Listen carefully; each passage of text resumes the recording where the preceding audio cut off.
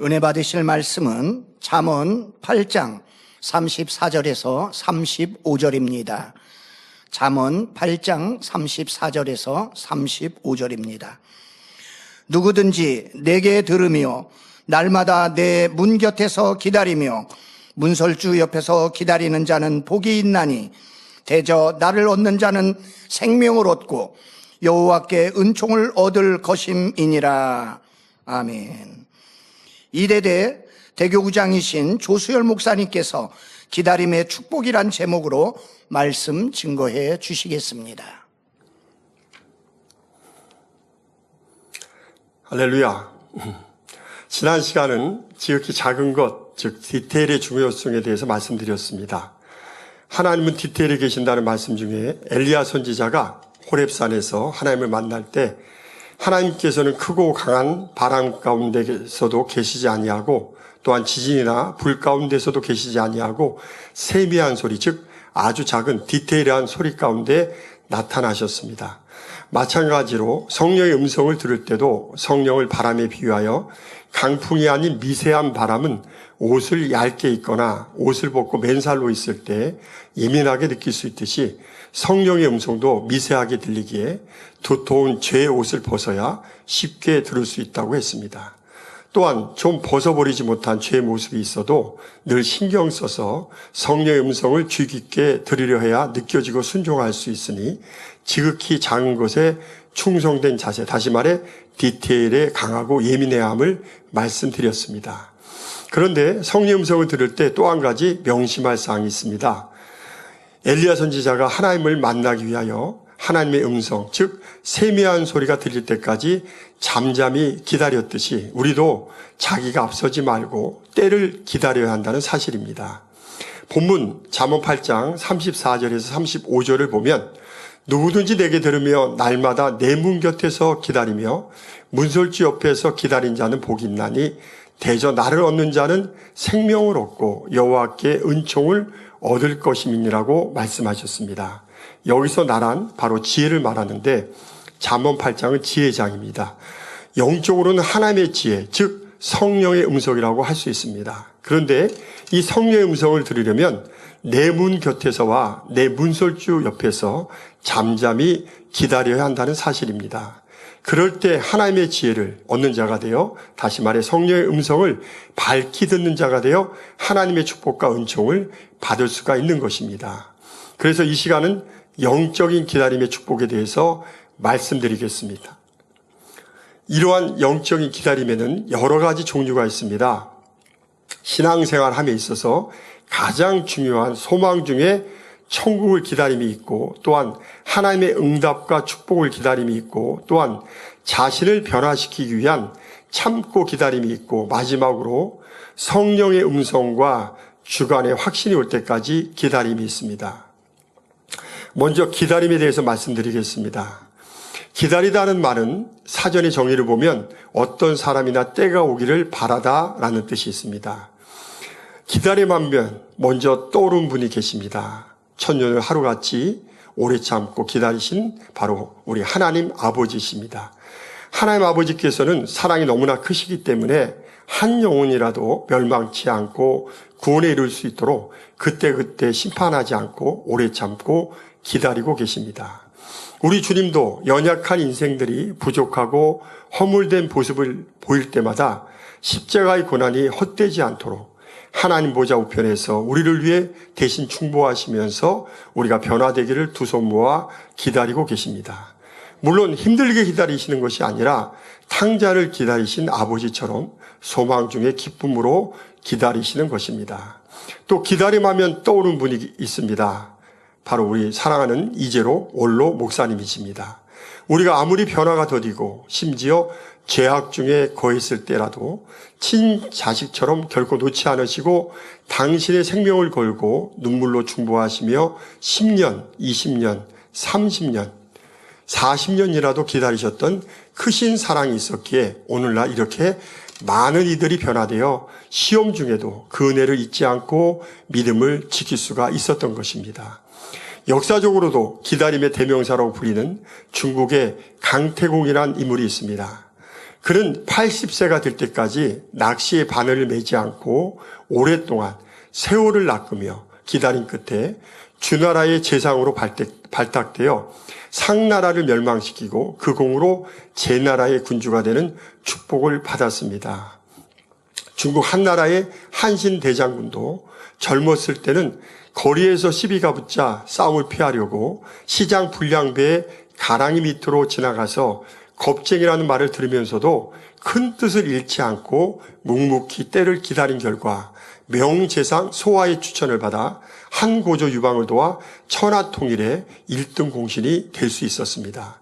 이렇게 기다림의 끝은 영육간의 아름다운 열매가 맺히는 것입니다. 그런데 기다림에도 부정적인 기다림과 긍정적인 기다림이 있습니다.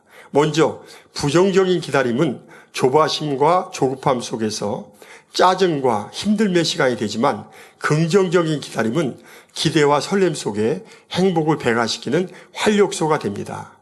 맛있는 음식을 주문하고 기다리는 것은 침샘이 가득 고이도록 기대감으로 행복하게 하며 어린아이들이 크리스마스 때 산타크로스의 선물을 기다리거나 봄과 가을에 소풍을 기다리는 것은 설렘 속에 밤잠을 설치게 할 정도로 그들을 행복하게 해줍니다. 기다림 없이 쉽게 주어지는 것은 당연하게 여겨 귀중함을 잘 느끼지 못하기에 값어치와 행복감을 느끼기보다는 삶이 몸이 건조해지기가 쉽습니다. 반면에 오랜 기다림 끝에 얻어지는 것은 너무나 소중하기에 우리의 삶에 행복과 감동을 더해줄 수가 있습니다. 사랑하는 성도 여러분, 여러분들은 기다리는 것을 즐겁게 하십니까? 아니면 힘들게 하십니까? 대부분의 한국 사람들의 성격 속에는 빨리빨리 하는 조급한 성격의 DNA가 많이 들어가 있습니다. 예전에 홍콩에서 스튜디오스로 근무하며 몇 년을 살았던 분의 이야기를 들었는데 그곳에서는 이름난 식당을 가려면 최소한 1시간 내지 길게는 2시간을 기다리는 것이 보통이었다고 합니다. 우리 한국 사람들 같으면 못 기다리고 다른 식당으로 주로 가겠지만 그곳 사람들은 오랫동안 줄을 서서 기다리면서도 웃으며 대화하며 즐겁게 기다리는 것이 생활화되어 있는 것에 깊은 감명을 받았다고 하는 말을 들은 적이 있습니다. 똑같은 상황에서도 시간을 정해놓고 그 시간을 넘기면 힘들어하는 것과 맛있는 음식을 기대하며 소망 중에 행복하게 기다리는 것은 하늘과 땅의 차이라고 생각합니다. 초점을 맛있는 음식에 맞추느냐 아니면 시간에 맞추느냐의 차이가 우리의 삶의 행복과 불행을 좌우하는 것입니다. 그런데 조급한 성격의 사람은 내용물보다는 시간 자체에 온통 마음을 쓰기에 삶의 여유가 없고 늘 시간에 쫓겨 살게 됩니다. 다시 말해 시간을 지배하며 사는 것이 아니라 시간에 지배당하며 살게 되는 것입니다. 그런데 기다림에는 중요한 것이 하나 더 있습니다. 기다리지 못하고 조급하면 이를 그르칠 수가 있고 반대로 기다리면 기다릴수록 더 값진 열매가 맺혀진다는 사실입니다. 씨를 심었을 때 조급해서 기다리지 못하고 파헤치면 씨는 싹을 결코 틔울 수가 없습니다. 또 과일도 제 날짜까지 기다려야 탐스럽고 잘 익은 열매가 되어집니다. 김치도 겉절이가 있지만 일반적으로 묵히고 삭히면 더 맛있는 김치가 되고 예금이나 적금도 기다리면 기다릴수록 더 이자가 붙어 큰 돈이 된다는 사실입니다. 예를 들어 포도주는 오래 숙성할수록 맛이 더해진다는 말이 있습니다. 그래서 세계 최고로 비싼 포도주는 지금으로부터 237년 전에 만들어진 1787년산 샤토 라피트라는 프랑스산 포도주로 한 병의 가격이 무려 16만 달러, 하나로는 약 1억 5,500만 원이라고 합니다. 이렇게 기다림의 끝은 지치고 힘든 것이 아니라 가치를 더해주는 풍성한 열매가 예비되어 있기에 우리의 삶의 행복을 더해준다는 사실입니다. 기다림에는 또 한 가지 중요한 것이 있습니다. 우리의 신앙과 인격을 더 성숙하게 만들어준다는 사실입니다. 성격이 조급한 사람은 일을 서둘러서 하다 보니 꼼꼼히 살피지 못하여 정확성이 결여되기가 쉽고 또 말이나 행함에도 실수가 많이 나오기가 쉽습니다. 얼마 전 당회장님께서 설교 중에 잘 잊어버리는 사람은 치매나 건망증보다도 조급한 성격이 그 이유가 될 수 있다고 하셨는데 너무나 합당하신 말씀입니다. 더욱이 다 된 밥에 코 빠뜨린다는 말처럼 때를 기다리지 못하고 급하게 서두르다 보면 이를 그르치기가 쉽습니다. 하지만 기다리는 사람은 매사 서두르지 않고 심사숙고하기에 언행에 빈틈이 없고 이를 신중하고 침착하게 처리하기에 맡은 일에 실수가 적고 좋은 결과를 얻기가 쉽습니다. 또한 때를 분별하여 기다릴 줄 알기에 여유가 있고 상대에게 평안함을 줍니다. 또한 편법을 안 쓰고 정도를 걷기에 주변 사람에게 인정과 칭찬을 받아 성공적인 삶을 살 수가 있습니다. 더욱이 영적인 기다림의 끝에는 하나님의 마음에 합한 자가 되어 예비하신 풍성한 열매와 형통한 축복을 받을 수가 있다는 사실입니다. 그러면 구체적으로 기다림의 끝에는 어떠한 축복이 있을까요? 기다림의 축복은 첫째로 오래 참음의 열매로 나타납니다. 성령의 9가지 열매 중 하나가 오래 참음의 열매입니다. 첫 번째 열매가 사랑이고 마지막 열매가 절제인데 여기에는 영적인 뜻이 있습니다. 모든 성령의 열매는 사랑 안에서 맺힐 수 있기에 사랑의 열매가 첫째이고 절제를 통해서 온전하게 마무리가 될 수 있기에 절제의 열매가 마지막 자리에 위치해 있습니다. 그런데 이 모든 열매를 맺히기 위해서 중요한 것이 바로 오래 참음의 열매입니다. 다시 말해 오래 참지 않으면 아무리 진리를 알고 영적인 체험을 많이 했다 할지라도 다른 성령의 열매들을 맺힐 수가 없다는 말입니다. 그런데 이 오래 참음의 열매는 인내하고 기다림으로 맺힐 수가 있다는 사실입니다. 그래서 야고보서 1장 4절을 보면 인내를 온전히 이루라. 이는 너희로 온전하고 구비하여 조금도 부족함이 없게 하려 함이라고 말씀하고 있는 것입니다. 성경을 보면 기다림의 중요성이 너무나 잘 나와 있는 장면이 있습니다. 바로 이스라엘의 초대 임금인 사울과 두 번째 임금인 다윗의 좋은 예입니다. 사울 임금은 이스라엘 백성들이 왕이신 하나님을 버리고 이방 나라처럼 자기들의 왕을 세워달라 했을 때 그래도 그 중에 나은 사람으로서 택함을 받고 기름 부음을 받아 왕이 된 사람이었습니다. 그러나 사울은 아무리 좋은 점을 갖추었어도 연단을 받아 기다림의 과정을 통해 온전한 그릇으로 변화된 것은 아니었습니다. 그래서 나라가 연전연승으로 잘 나가니 교만해져 하나님의 말씀에 거듭 불순종하여 하나님께서도 왕으로 세우신 것을 후회하실 정도가 되어 결국 버림받는 자리에 떨어지게 됩니다. 반면에 다윗 임금의 예를 살펴보면 다윗은 일찍이 하나님께서 그의 합한 중심을 보시고 어린 나이에 왕의 제목으로 기름을 부으셨습니다. 그런데 하나님께서는 인생들의 연약하고 병기하는 속성을 너무나 잘 아시기에 또한 다윗을 지극히 사랑하시기에 연단의 수레바퀴에 넣으셔서 기다림의 과정을 통해 온전한 그릇으로 만드신 후 왕으로 세우십니다. 물론 남아있는 육의 속성이 있었기에 밧세바라는 여인과 간음을 하고 또 그녀의 남편을 살인하게 사주하는 등의 죄를 범하는 일도 있었지만 나단 선지자가 지적했을 때 바로 철저히 자복하고 회개합니다. 이후 아들 압살롬의 반란을 통해 철저히 겸비하게 자신을 내려놓고 남은 죄성까지 온전히 깨뜨리고 변화되었을 때 이스라엘 역사에서 가장 사랑받고 인정받는 임금이 되어 그리스도가 그 뿌리에서 나오는 축복과 천국에서도 높은 서열에 들어가는 영광을 얻게 됩니다.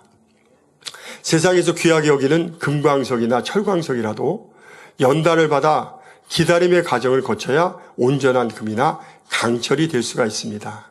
금은 불순물이 섞여 있는 만큼 가치가 떨어지고 철도 담금질을 하지 않으면 끈끈한 성질인 인성이 떨어져 부러질 수밖에 없습니다.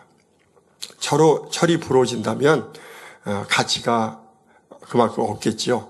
이런 불순물들을 엄청난 고열에서 제거하는 연단을 거쳐야 순금이 되고 해모로 때려서 밀도를 촘촘하게 하는 담금질을 거쳐야 강철이 될 수가 있습니다. 그런데 여기서 금이나 철이 사람처럼 감각이 있다면 얼마나 뜨겁고 또 얼마나 아프겠습니까? 그래서 금이 연단이 너무 뜨거워 중간에 못 참고 그만두면 불순물의 농도에 따라 14K가 되고 참는 데까지 참다가 마지막을 못 버티고 그만두면 18K가 될 것입니다. 마찬가지로 철도 당금질이 아프다고 못 참고 그만두면 인성이 약하여 쉽게 부러짐으로 강철이 될 수가 없습니다. 그래서 끝까지 견디는 자는 구원을 얻으리라는 하나님의 말씀대로 끝까지 인내하고 견딜 때 순금이 되고 강철이 되므로 여기서 바로 중요한 것이 기다림의 과정을 잘 통과하는 것입니다. 저는 최근 당자님의 욥기 강해를 들으면서 욥과 모세를 떠올리며 기다림의 중요성을 다시 한번 생각하는 기회가 되었습니다. 성경상의 인물 중에 하나님의 온전한 그릇으로 빚어지기까지 가장 오랜 시간인 40년을 기다린 인물이 바로 모세입니다. 그래서 이 기간 동안 애굽의 왕자였던 신분에서 이름 없는 양치기와 처가살이를 하며 기다림의 과정을 통해 철저히 낮아지고 낮아졌습니다. 그 결과 가시떨기 나무에서 하나님의 부름을 받았을 때는 중심에서 나는 할 수 없다는 고백이 나오는 것을 볼 수가 있습니다. 40년 전에 모세는 누가 자기에게 부탁한 것이 아닌데도 이스라엘 백성을 대신해 애굽 사람을 쳐 죽이고 또 송사에 관여하여 재판관이 되려 했던 모습이었는데 연단을 받은 후에는 하나님이 지도자로 불렀을 때에도 굳고 사양하는 겸손한 모습으로 바뀐 것을 볼 수가 있습니다. 이렇게 40년의 기다림이 온전한 열매를 맺은 것입니다. 그런데 욥은 하루아침에 사단의 송사를 하나님이 허락하셔서 그 많은 재산과 자녀를 다 잃고 온몸에 악창까지 나서 너무 고통스럽게 되자 그 얼마의 기간을 참지 못하고 결국 자기 의분에 못 이겨 처음에는 친구들과 변론하다가 나중에는 하나님까지 원망하고 나쁘게 얘기하는 지경에 이르게 됩니다.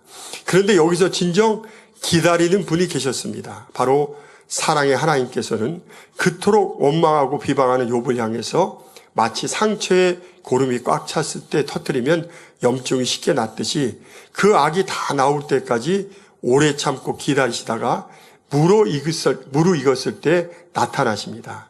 그래서 욥의 어리석음과 악함을 창조의 오묘한 섭리들을 통하여 시원하게 깨우쳐 주시는 하나님의 여러 말씀들은 너무나 감탄스럽고 경이롭기까지 합니다.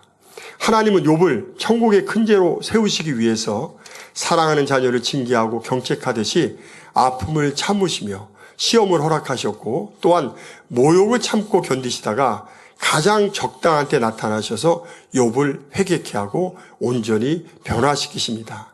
이러한 사랑에 힘입은 욥은 결국 온전한 자가 되어 이 땅에서도 갑절의 축복을 받을 뿐만 아니라 천국에서는 큰 자가 되는 영광의 자리에 이르게 됩니다.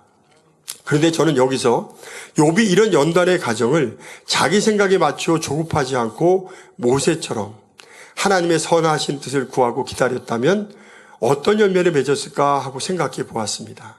욥은 중심이 선하고 지혜로운 사람이기에 하나님의 도우심을 받아 하나님의 선하신 뜻을 이내 깨달아 다윗처럼 이 시험을 잘 통과하고 신속히 연단도 끝났을 것입니다.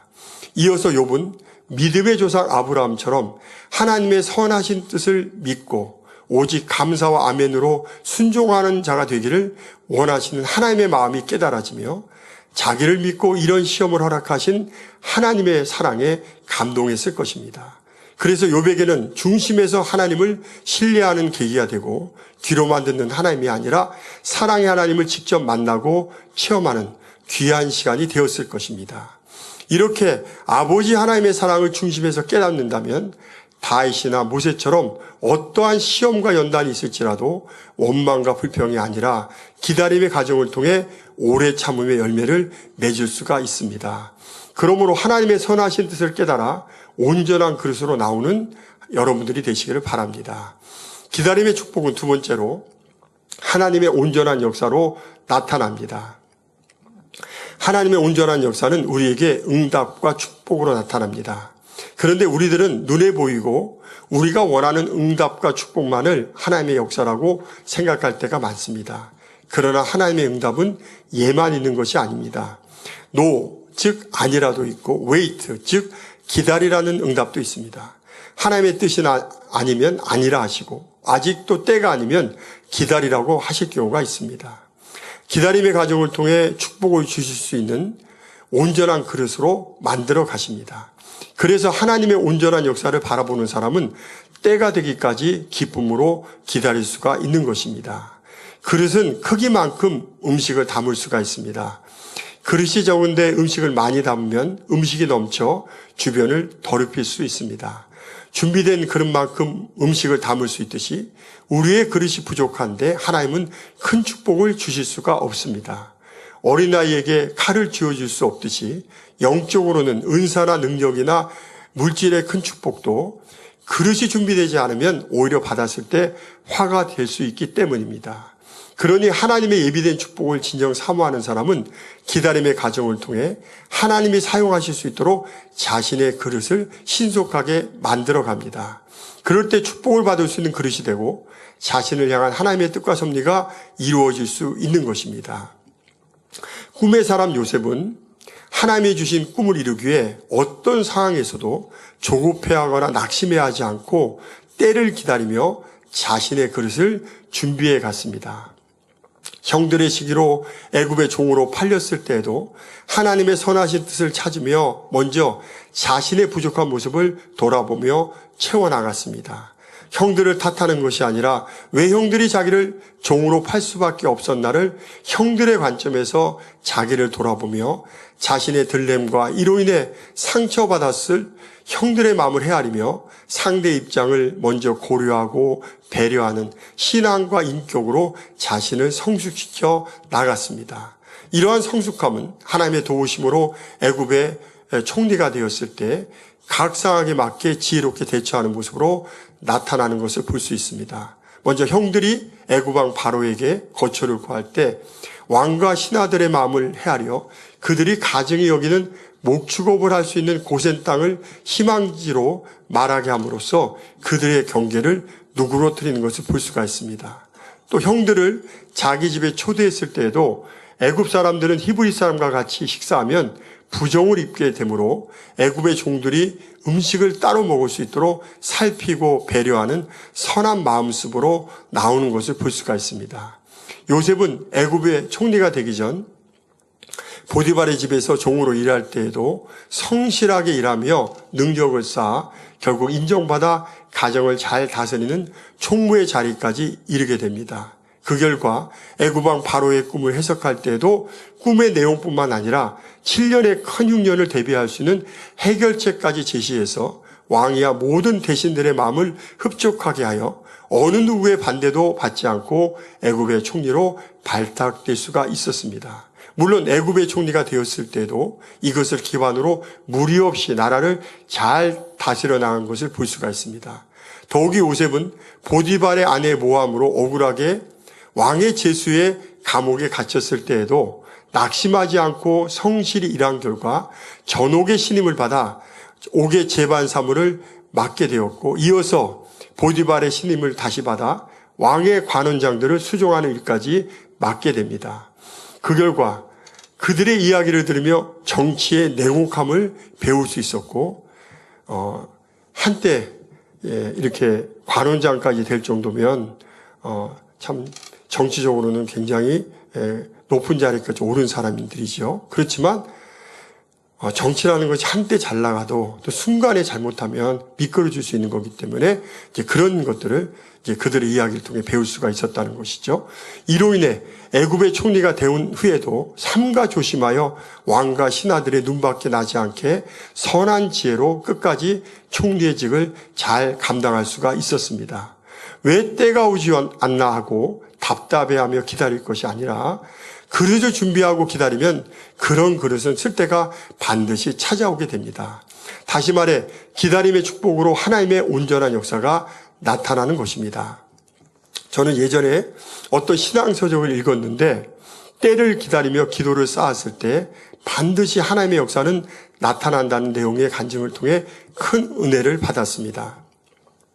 미국 어느 지방에 사는 성도의 가정에서 평소 존경하고 신뢰하는 목사님에게 자신의 반항적인 아들을 몇 달간 함께 숙식하며 지도해달라는 부탁을 드렸다고 합니다. 이에 부탁받은 목사님은 수개월 동안 같이 숙식하며 문제의 아들과 시간을 보내게 됩니다. 그런데 약속한 기한이 차도록 좋은 때를 기다리던 목사님은 마음을 굳게 닫고 반항적인 그 아들에게 결국 아무 말도 못하고 떠날 수밖에 없었습니다. 급기야 목사님은 현관에서 그 아들에게 마지막 인사를 하고 돌아서 신으려 허리를 구부린 순간 참았던 눈물이 왈칵 쏟아졌습니다. 이런 모습에 감동을 받은 그 아들은 결국 변화되어 다시 열심히 신앙생활을 하는 청년이 되었습니다. 마음을 닫고 있는 아들에게 무리하게 말하여 상처와 불편함을 주기보다는 묵묵히 눈물로 기도하며 때를 기다린 결과 그동안 흘렸던 눈물이 자기도 모르게 솟구쳐 올라왔고 이를 보고 있던 그 아들을 감동시켜 변화 열매로 나오는 하나님의 온전한 역사가 나타난 것입니다. 또 이런 경우도 있었습니다.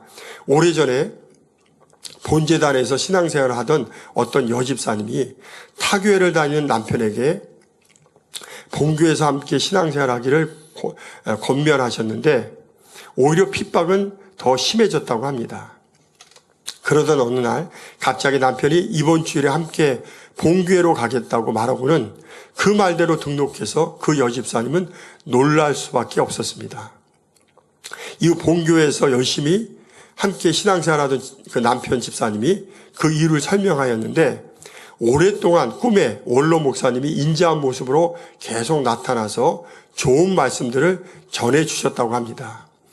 우리 같으면 목사님 꿈 꾸면 참 좋지요. 근데 그 남편은 그런 꿈을 꿀 때마다 기분이 안 좋아서 더욱 아내 집사님을 핍박했는데 급기야 13번째 원로 목사님이 꿈에 나타나실 때에는 그날에는 근엄한 표정을 지으시는데 이제 안 나가면 큰일이 나겠구나 라는 생각이 들어서 그 주간부터 나오게 되었다는 내용이었습니다.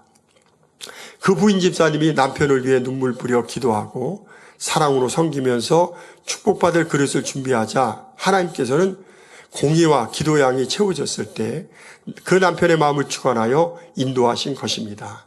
이렇게 하나님께서는 우리 눈에 보이지는 않지만 뒤에서는 계속해서 역사하고 계시므로 때를 기다리면 하나님이 보시기 가장 좋은 때에 온전한 하나님의 역사가 나타나는 것입니다.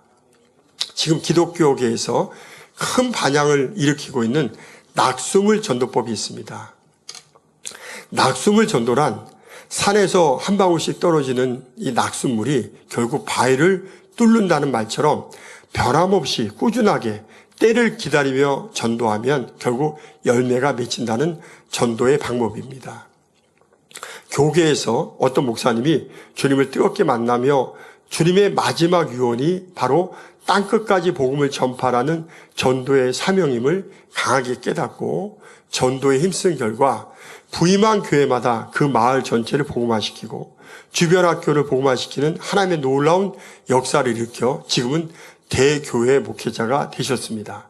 그런데 이 전도의 방법이 다른 특별한 것이 아니라 하나님의 역사를 기다리며 매일같이 하루도 쉬지 않고 전도하며 두드린 결과 열매가 맺힌다는 사실입니다.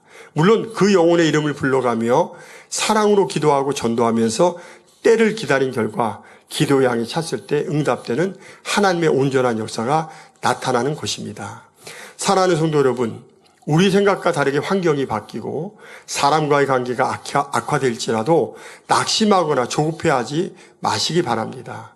오히려 합력하여 선을 이루시는 하나님을 바라보며 하나님의 선하신 뜻을 찾으시기 바랍니다. 그래서 자신의 꿈을 이룰 수 있는 도약의 발판을 삼아 요셉처럼 자신의 부족한 점을 채우고 하나님의 사용하실 수 있는 그릇을 잘 준비하시기 바랍니다. 진인사 대천명이란 말대로 자기가 할 도리를 다하고 하늘의 뜻을 기다리면 하나님은 반드시 준비된 그릇에 예비된 축복을 주시고 사용하실 것입니다. 기다림의 축복은 셋째로 정확한 성령의 음성과 주관을 받게 합니다.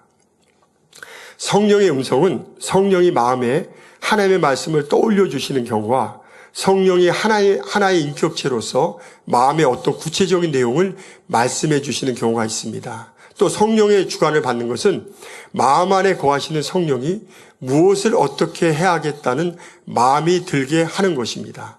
그래서 어떤 일을 하려 할 때 하나님의 말씀이 떠오르거나 무언가 마음에 올 때 기도하면서 확신과 응답을 구하면 육신의 생각으로 온 것은 점차 희미해지지만 사라지지만 성령의 음성과 주관은 평안한 가운데 더 뚜렷하게 마음에 남기에 이것을 순종하면 됩니다. 주님을 영접하고 성령을 선물로 받은 사람은 누구나 성령이 내 안에 계시기에 성령이 그 마음 안에 음성과 주관을 주십니다. 그런데 내가 앞서고 무시함으로 성령의 음성에 귀 기울여 들으려 하지 않고 혹 들어도 내 뜻대로 불순종하기 때문에 못 듣게 되는 경우가 많이 있습니다. 그런 면에서 보면 못 듣는 것이 아니라 안 듣는 것이라고도 할 수 있는 것입니다. 더욱이 사람은 대부분 자기의 경험과 지혜를 의지하는 경향이 있습니다. 그러나 참된 신앙인에게 자기 지혜를 의지하는 것은 성령의 인도하심을 받는데 오히려 장애가 될 수 있습니다. 잠언 3장 5절을 보면 너는 마음을 다하여 여호와를 의뢰하고 내 명철을 의지하지 말라고 말씀하셨습니다. 내가 앞서면 하나님은 지켜만 보실 수밖에 없고 내가 멈춰야 하나님이 움직이시고 하나님께 맡겨야 하나님이 온전히 역사하실 수가 있습니다. 그런데 문제는 내가 아무리 지혜로워도 하나님의 미련한 것이 사람의 지혜로운 것보다 더 낫다는 말씀대로 하나님의 지혜를 결코 따를 수가 없다는 사실입니다. 어느 때까지는 자신의 지혜를 의지해도 하나님이 놔두시지만 온전한 믿음을 가져야 할 때가 되어서는 하나님께서 외면하심으로 자신의 지혜가 아무 소용이 없고 헛되다는 것을 철저히 깨닫게 하십니다. 자신의 지혜를 의지하다가 오히려 일이 악화되고 잘못되는 일들이 일어남으로 인해 결국 자기 지혜를 온전히 깨트리고 오직 하나님만 의뢰하도록 이끄시는 것을 볼 수가 있습니다. 성경의 그런 대표적인 예가 바로 야곱의 경우입니다. 외삼촌 라반의 집에서 자기 지혜를 동원하여 물론 하나님이 도와주셨지만 큰 부자가 되는 축복을 받았지만 자기를 죽이러 오는 형 에서 앞에서는 갖가지 지혜를 동원하여 피하려고 해도 아무 소용이 없다는 것을 철저히 깨닫게 됩니다. 그 결과 야복 강가에서 자신의 지혜를 내려놓고 오직 하나님의 천사와 씨름하여 영적으로는 하나님께 간절히 기도로 매어 달리면서 자기를 철저히 깨트리게 됩니다. 그러자 하나님께서는 형인 에서를 만났을 때 그 마음을 주관하여 순간에 서로 눈물을 흘리며 화해하는 아름다운 장면을 연출시켜 주심으로 마음의 모든 연단은 끝나게 됩니다. 이후에 야곱은 히위 족속 중 하몰의 아들 그 땅 추장 세겜이 자기의 딸 디나를 더럽힌 일로 레이와 시므온 두 아들이 세겜에 속한 모든 남자들을 멸절시켰을 때 자신의 방법을 동원하지 않고 하나님의 도우심을 구하게 됩니다. 이에 야곱은 하나님께서 일러주신 말씀대로 순종하여 자기와 함께한 모든 사람들에게 이방 신상을 버리게 하고 단을 쌓으려고 베델로 올라가자 하나님께서는 그 사면 고울들로 두렵게 하셔서 야곱을 쫓지 못하게 하십니다. 이렇게 야곱은 예전처럼 사람의 방법을 동원하지 않고 오직 기도하여 하나님께 도우심을 받아 위기를 잘 넘기는 축복을 받는 것을 볼 수가 있습니다. 저도 최근에 어떤 일을 준비하면서 온전히 성령의 도우심을 구하기보다는 자신의 지혜를 의지한 결과 일이 더 어려워지고 안 좋은 결과로 나오는 일들을 경험하면서 자신의 지혜가 얼마나 어리석고 부질없다는 것을 철저히 깨닫는 시간이 되었습니다. 그래서 성령과 음성과 주관에 대한 확신이 올 때까지 기다리는 것이 더딘 것 같지만 가장 빠르며 가장 확실하고 좋은 결과를 얻는다는 것을 다시 한번 확인할 수 있었습니다. 그러려면 확신이 올 때까지 조급해하지 말고 잠잠히 참아 기다려야 합니다. 이런 기다림의 과정을 통해 성령의 음성과 주관을 정확히 받는 차원으로 인도받을 수가 있고 하나님을 의지하는 법을 온전히 배울 수가 있습니다. 그래서 기다림은 조급함과 자기가 앞서는 것과 자기 지혜를 의지하는 것을 철저히 깨트리게 하는 축복의 통로가 될 수 있습니다. 성령의 음성은 진리에 대한 응답이므로 하나님의 뜻이 아니면 그 길을 막아주십니다. 그래서 어떤 일을 시작할 때 하나님의 사람이라면 내가 결정하기 전에 먼저 하나님의 뜻인지를 물어야 합니다. 그런데 자기가 앞서는 사람은 조급하게 자기 보기 좋은 대로 결정을 내립니다. 여기서부터 첫 단추는 잘못 깨어지게 됩니다. 물론 하나님의 뜻인지를 응답받았다고 해도 그 다음은 방법론을 정확히 주관받아야 합니다. 그러려면 필요한 부분들을 세세하게 기도로 의뢰해야 합니다. 그럴 때 성령의 주관을 받아 지혜로운 방법론들을 인도받을 수가 있습니다. 세상에서도 이를 치밀하게 준비하는 사람은 먼저 경험자들의 말을 참고하고 중요 사항들을 미리 조사하고 관련 자료들을 비교 검색해서 만반의 채비를 다합니다. 그런데 믿음 있는 사람이라고 무조건 믿음으로 밀고 나갈 것이 아니라 필요한 것들을 조목조목 구하며 성령의 주관과 도우심을 구해야 형통함을 받을 수가 있습니다. 그런데 자기 지혜와 경험들을 의지하여 조급하게 앞서간다면 성령의 도우심을 받을 수가 없기에 형통함보다는 오히려 어려움을 당할 수밖에 없는 것입니다. 그래서 성령의 음성과 주관을 정확히 받으려면 조급하고 자기가 앞서는 분야들을 철저히 변화시켜서 매사 신중하고 깊이 있게 살피고 궁구하는 성격으로 고쳐 나가야 합니다.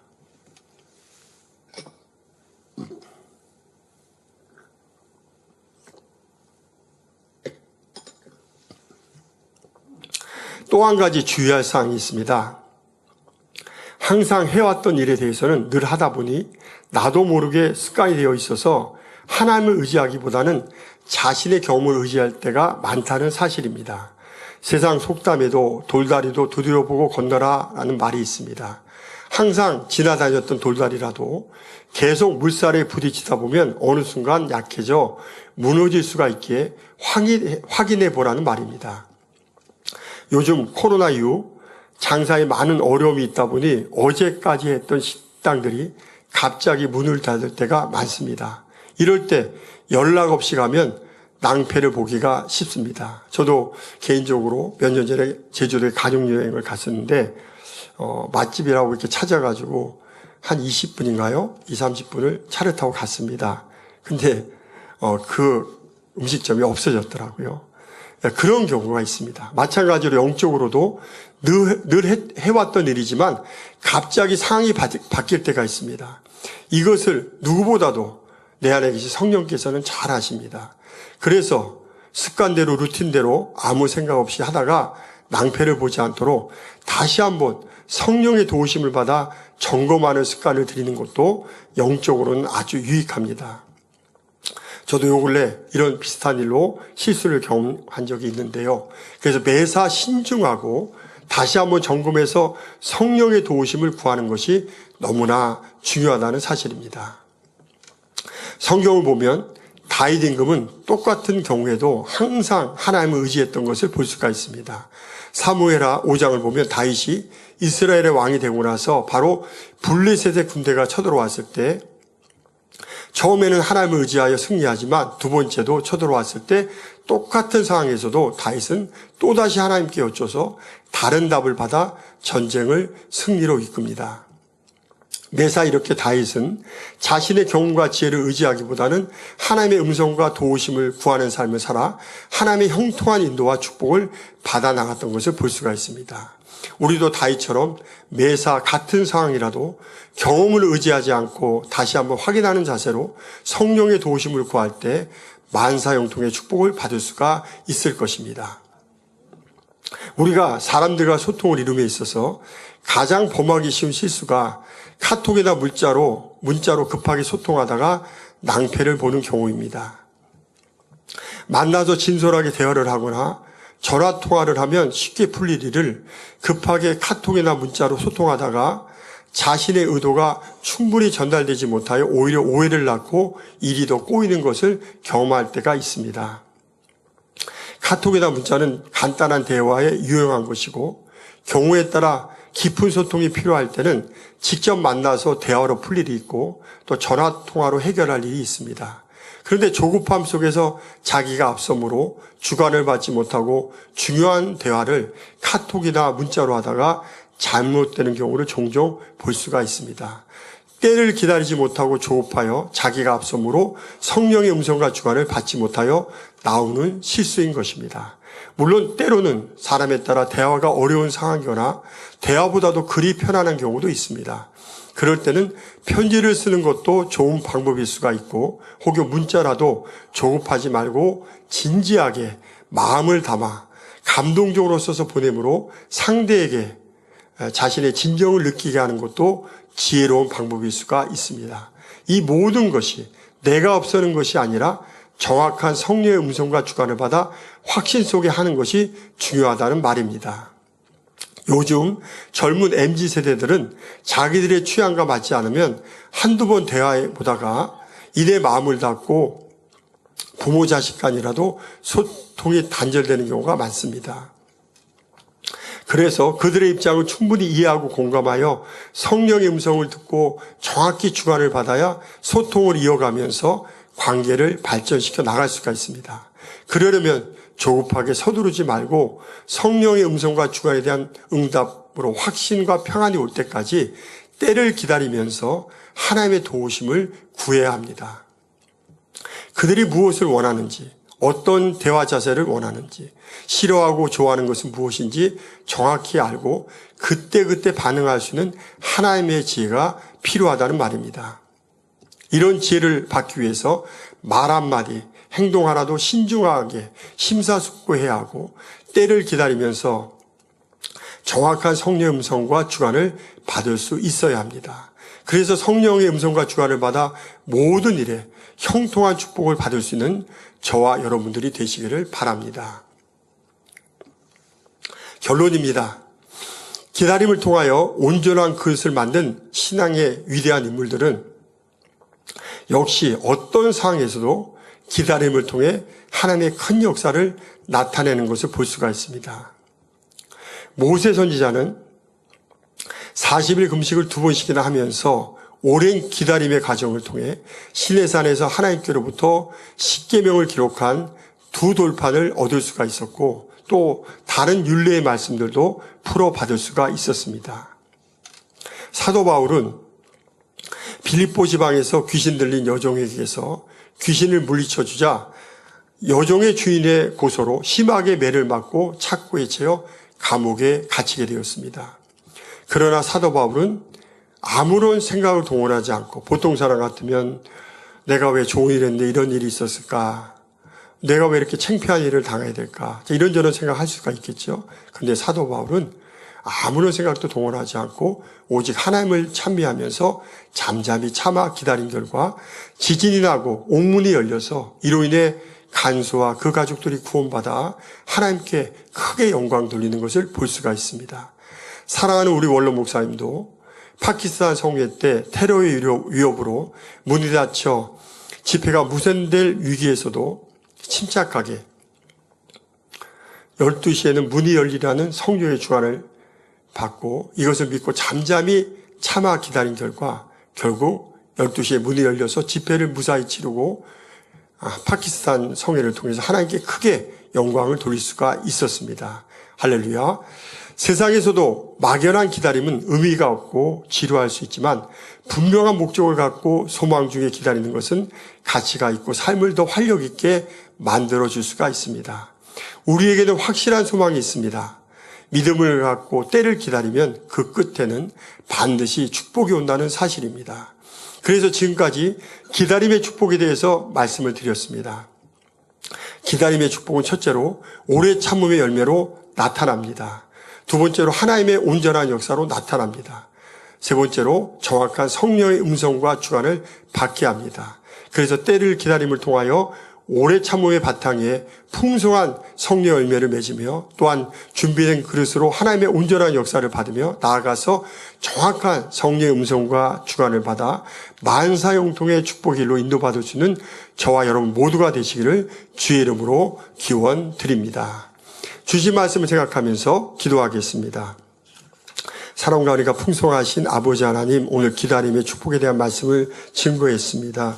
이 말씀이 생명과 능력이 되어서 정녕 우리가 기다리는 거 힘들게 되는 것이 아니라 소망 중에 기쁨으로 기다리면서 아버지 섭리하신 모든 걸 이루어드릴 수 있는 복된 만민의 성도들 되게 축복해 주옵소서. 감사하며 우리 주 예수 그리스도의 이름으로 기도하옵나이다. 아멘.